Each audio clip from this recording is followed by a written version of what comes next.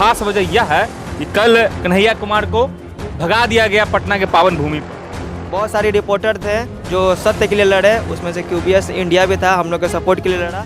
हम लोग राष्ट्रवादी 5 रहे चाहे 10 रहे, ऐसे से 100 कन्हैया पे एक राष्ट्रवादी भारी है। कन्हैया बेटा कान खोल के सुन लो, जिस घर से अब जल निकलेगा उस घर में घुस के मारेंगे। कन्हैया कुमार के द्वारा भड़काऊ भाषण दिया जा रहा है, युवाओं को भड़काया जा रहा है। जब देश को तोड़ने की बात आती है तो अफजल हम शर्मिंदा हैं, तेरे कातिल जिंदा है नारा लगाते दिख जाते हैं। ये भविष्य के लिए चेतावनी है, देशद्रोहियों के लिए। नमस्कार, स्वागत है QS इंडिया न्यूज़ में और मैं गौरव सिंह। आज मैं भद्र घाट के किनारे बैठा हुआ हूँ। बैठने का एक खास वजह है। खास वजह यह है कि कल कन्हैया कुमार को भगा दिया गया पटना के पावन भूमि पर। भगाने वाले जो लोग थे आज हमारे साथ हैं, उनसे बात करेंगे कि आखिर क्यों आपने कन्हैया कुमार को भगाया। तो यहाँ पर जो भी युवा थे लगभग जिन्होंने ऐसा काम किया, अच्छा या बुरा, दर्शक लोग देख रहे हैं, उन पर छोड़ते हैं। हालांकि आरोप कुछ मुझ पर भी लगी कि मैंने ही लोगों को गाइड किया था। हालांकि भगवान जानते हैं मैंने गाइड किया या नहीं।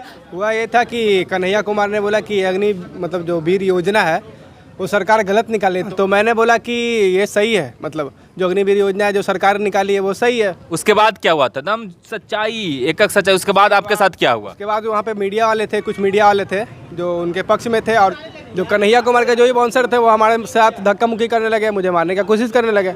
उसके बाद जो हमारे साथी थे वो होड़ हल्ला होने लगा दोनों तरफ से, जो कांग्रेस पार्टी के लोग थे और जो राष्ट्रवादी युवा थे जो हमारे साथी थे, उसमें दोनों में झड़प हो गई। तो जो कांग्रेस पार्टी के जो लोग थे उसमें संख्या ज़्यादा थी, तो वो लोग हम लोग को मारने का प्रयास किया गया और मैक से ऐलान किया गया कि सारे जो भी राष्ट्रवादी युवा है वो चले जाए यहाँ से, नहीं तो उनको बहुत मार पड़ेगी, जेल जाना पड़ेगा। तो फिर हम लोग भी ठान लिए कि यहाँ से जाएंगे नहीं, कन्हैया कुमार को किसी भी हालत में भगा के रहेंगे, क्योंकि वो देशद्रोही है। ये प्रूव हो चुका है कि देशद्रोही है। JNU में भारत तेरे 100 टुकड़े होंगे इंशाअल्लाह, ऐसा कुछ बहुत सारा ऐसा भाषण है जो कन्हैया कुमार ने लगाया है देश के खिलाफ। इसीलिए हम लोग जो भी राष्ट्रवादी लोग थे वहाँ पे पहुँचे उसको, और किसी तरह कन्हैया कुमार को भागना पड़ा।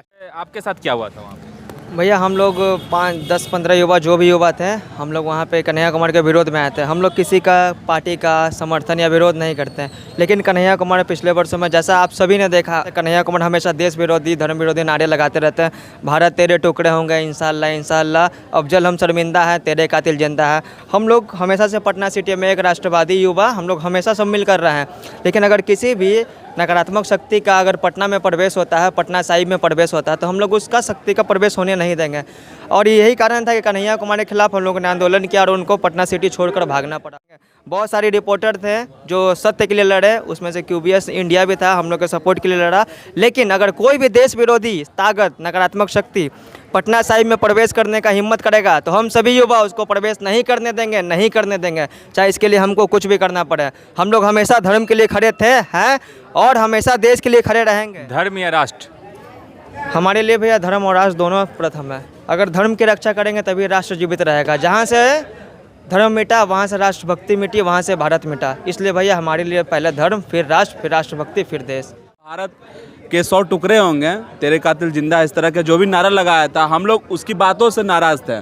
देखा जाए तो 1-2 बार वो प्रयास भी किया था सिटी आने का, पिछले वर्ष की बात है, वो बच गया था। लेकिन हम लोग इस बार योजना कुछ नहीं बनाए थे। हम लोग नॉर्मली 5-10 युवा जो भी अपने साथी संगी के लोग थे कि चलो भाई वहाँ पे पहुँचते और हम लोग अपना शांति से हम लोग अपना प्रदर्शन करेंगे। और जो कांग्रेस के जो गुंडे थे, जो वो लोग बोल रहे हैं कि भारत के गुंडे, देखिए वो लोग धक्का माहौल वो लोग उत्पन्न किया। जब देखा कि कन्हैया कुमार के यहाँ विरोध होगा और स्थानीय तौर पर विरोध होगा, जो बिना पार्टी के लोग हैं, तब उन्होंने ऐसा माहौल क्रिएट करने की कोशिश की कि एक पार्टी पर, विशेष पार्टी पर आरोप लगा दी जाए, ताकि जो कन्हैया कुमार का विरोध हो रहा है वो ऐसा दिखे कि BJP करवा रही है। बिल्कुल बिल्कुल, आपका कहना सही है। एक और युवा हैं जिनका वीडियो उसमें बहुत ज़्यादा चल रहा है। हालांकि वीडियो में तो मैं भी हूँ, लेकिन मेरा जो वहाँ किरदार था थोड़ा अलग टाइप का था, लेकिन किरदार कुछ अलग दिखा दिया गया।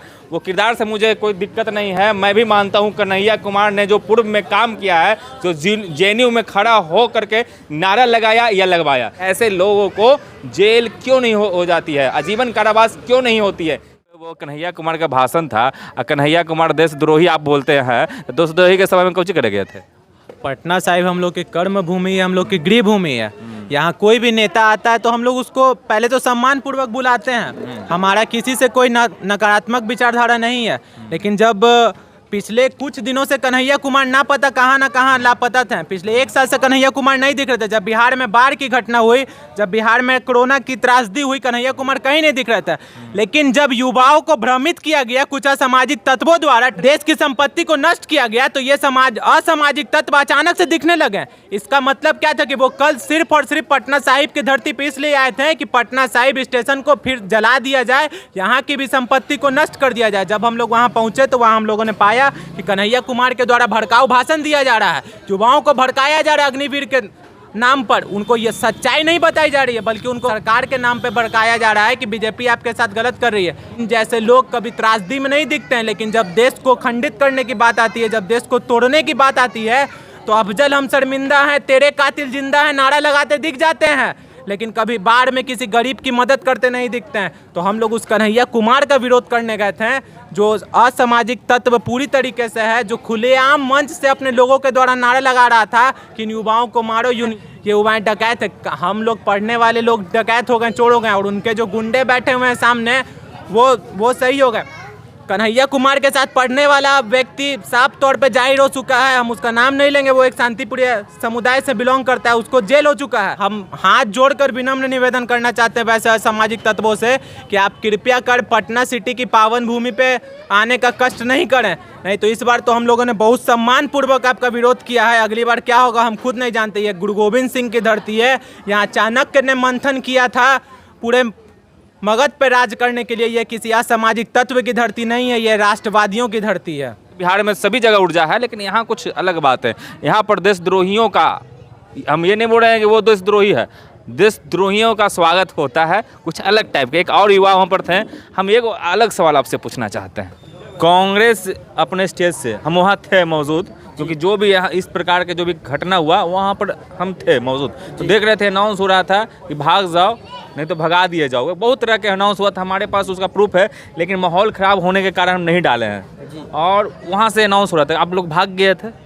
हम लोग क्यों भागेंगे, भागना तो पड़ा कन्हैया को, चप्पल खोल के भागना पड़ा। अकल हो के उसके डेट में कन्हैया कुमार अगर आजीवन भविष्य में कभी वो पटना साहिब की धरती पे कदम रखता है तो उसको चप्पल जूते खाने भी पड़ेंगे। इस बार चप्पल छोड़ के भागना पड़ा है, चप्पल जूते खाने भी पड़ेंगे। ये भविष्य के लिए चेतावनी है, देशद्रोहियों के लिए। कन्हैया बेटा कान खोल के सुन लो, जिस घर से अफजल निकलेगा उस घर में घुस के मारेंगे। एक चुसेर है ना 10 पे भारी पड़ेगा, इसीलिए बच के रहना तुम लोग भी, वामपंथी हो खास करके बोल रहे। यहाँ तुम तभी तक हो जब तक हम चाहेंगे। जिस दिन हमने चाह लिया कि तुम्हारा आगमन नहीं होगा पटना साहिब पे, तो एकदम नहीं आ पाओगे। जूते चप्पल खाने पड़ेंगे, और आगे नहीं बोल सकते हैं कि क्या क्या खाने पड़ेंगे।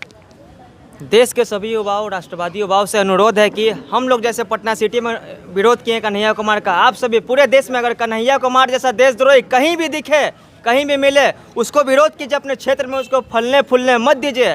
क्योंकि हम राष्ट्रवादी, कोई फेसबुकिया समर्थन हम लोग को नहीं चाहिए। हम लोग राष्ट्रवादी 5 रहें चाहे 10 रहें, ऐसे से 100 कन्हैया पे एक राष्ट्रवादी भारी है।